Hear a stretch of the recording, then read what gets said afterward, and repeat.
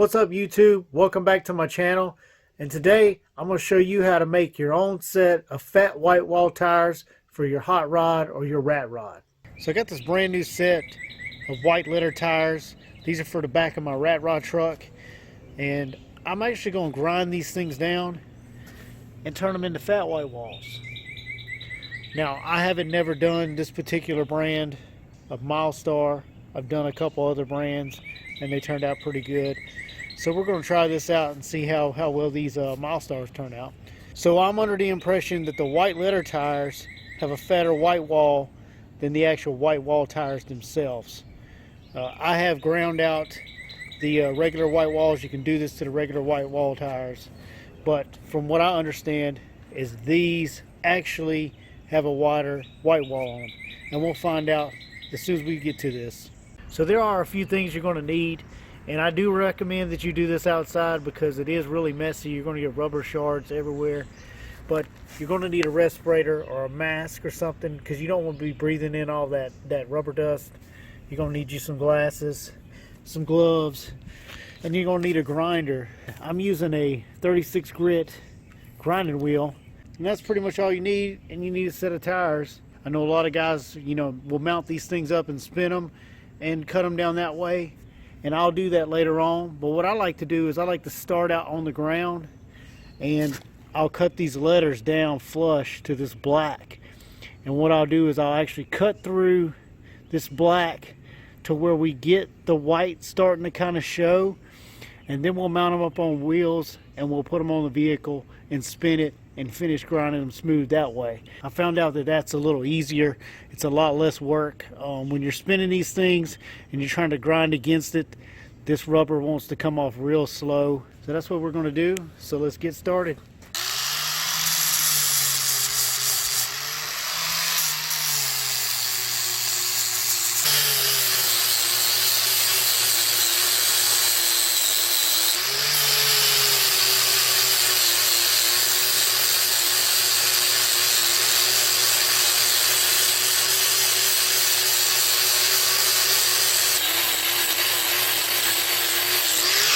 So this is how you start. You go ahead and cut those letters down, get them flush. And one of the main things you want to make sure is that grinder, you want to make sure you keep it moving. You don't want to stay in one spot because you're gonna dig into the rubber. But what I like to do is cut these letters flush. And the way I judge is when I start losing the glossiness around the letters, that lets me know that I'm right at the right depth. So we'll cut these letters down, and then we can proceed to start shaving the rest of the black down to bring out the white wall.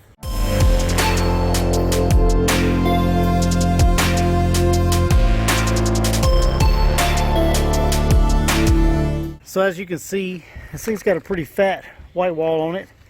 And one of the things you do want to make sure when you're doing this, now I'm using very light pressure. You want to let the grinder do all the work. You don't want to put down a lot of pressure because all you're going to do is you're going to heat up that flat wheel, you're going to heat up the rubber, it's going to start kind of gumming up, you're going to dig spots into the tire. But it's just best just to kind of use a very light pressure and go over these spots very slowly, and you'll get this cut down. And then once you get it looking like this, and you mount it up and you spin it on the car, go over it, back and forth with your grinder, light pressure this way, and I'm smoothing it all up. And once you get it mounted up, you can use 180 grit sandpaper when you're spinning it to smooth it up for the final finish. But yeah, this thing actually looks pretty good. It does look like it's going to have a few rough edges here, but I mean, that's just part of it. So here's the first tire done, and as you can see, this thing's got a pretty fat white wall on it, and a little bit more than what I expected. But as you can see, the inside lip turned out pretty good. There's a nice clean line, but out here on the outside the line's not so defined, so it's going to look a little rough. But this is for a rat rod, this is not for a show car. I can probably touch that lip up. When you're doing this, you can't expect these things to be perfect. If you're looking for perfect, you need to go buy the cokers that are like $225, $250 a piece. But me, I like to do burnouts, so I don't want to spend a whole lot of money on these tires.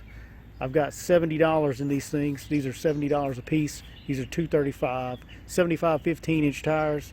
I mean, for the price, I'm just going to burn them down anyway. It doesn't really matter. Yeah, they actually turned out pretty good, and I think they're going to look all right. So let's move on to the next one.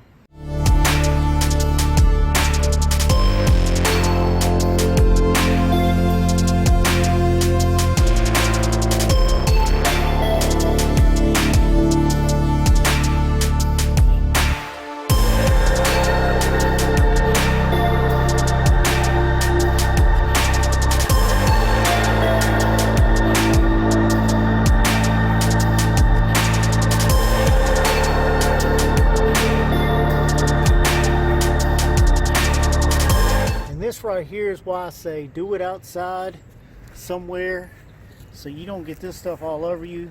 That's all the rubber that came off of this tire.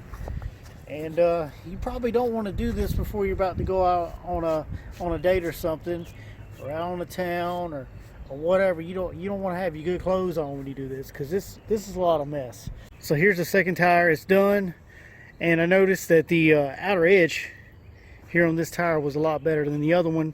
Maybe it's just the way the tire was put together. I know a lot of people talk about grinding out these tires, and they talk about, well, they're unsafe. Well, that's not necessarily true. Now, back in the day, if you wanted a white wall, they would cut you a white wall into the side of the tire with a machine. And that machine does still exist.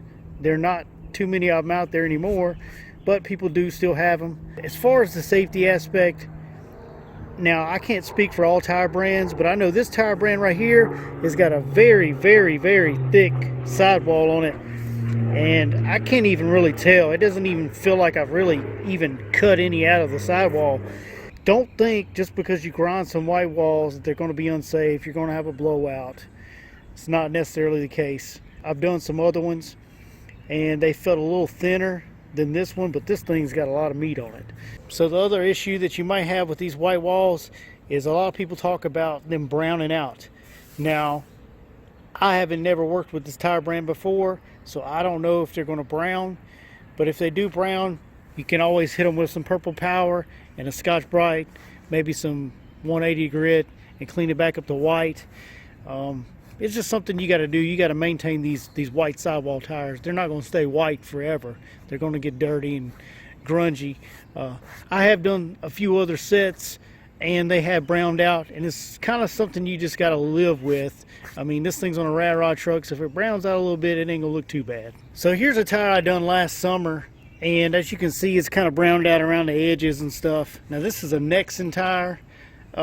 This was actually a white wall tire. It was actually a white wall, not a white letter, and I ground this thing out, and as you can see, the white wall is not quite as fat as the ones we just cut out of the white letter tire. And I actually have a set of these on the front of my rat rod truck right now, and they're browned out like this too. And this is, like I said, this is my spare tire. This is just pretty much how they look. I mean, it's something you got to kind of deal with. I didn't want to deal with having to paint any, but you know, on a rat rod, this will be fine. So I'm pretty impressed with how these tires turned out. They actually turned out pretty good, better than I actually thought they would. So the next step is to get these things mounted up on some wheels and get them mounted up on the rat rod truck.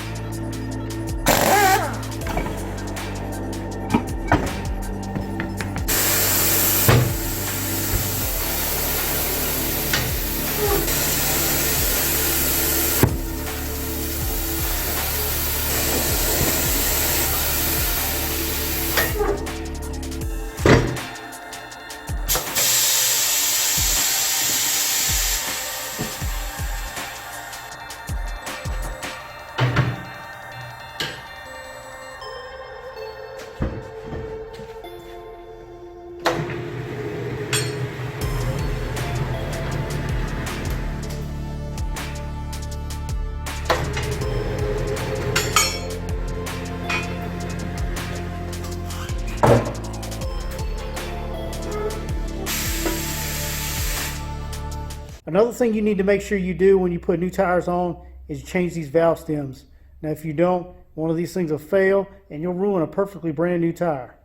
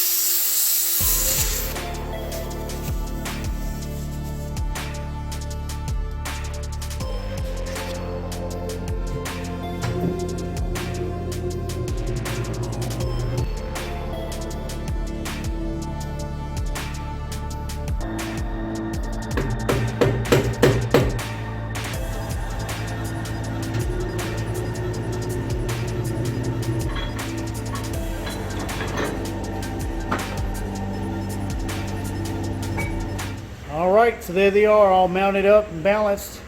Next step is to get these back on the truck.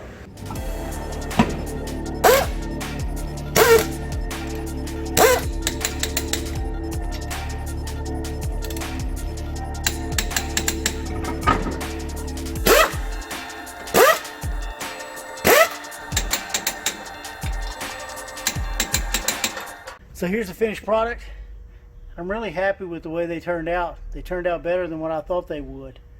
And now we got fresh rubber on the back. We can try to take it easy on those burnouts. But the positive side is I've got a spare for the rear now. So if I do decide to burn tires down, I got one to put on there. So now hopefully these things are not going to brown out on us. Only time will tell. But I'm going to let these things hang out for a few weeks. And I'm going to give them a good cleaning, put some Armor All or some kind of tire treatment on there to help protect them. At that point in time, we can take a good look, and that'll give us a better judgment on whether these things are going to stay white or are they going to brown out. So if you've enjoyed this project and you'd like to see others, make sure you're subscribed to my channel. Click the bell so you'll get the notifications, and you can also follow me on Facebook and Instagram.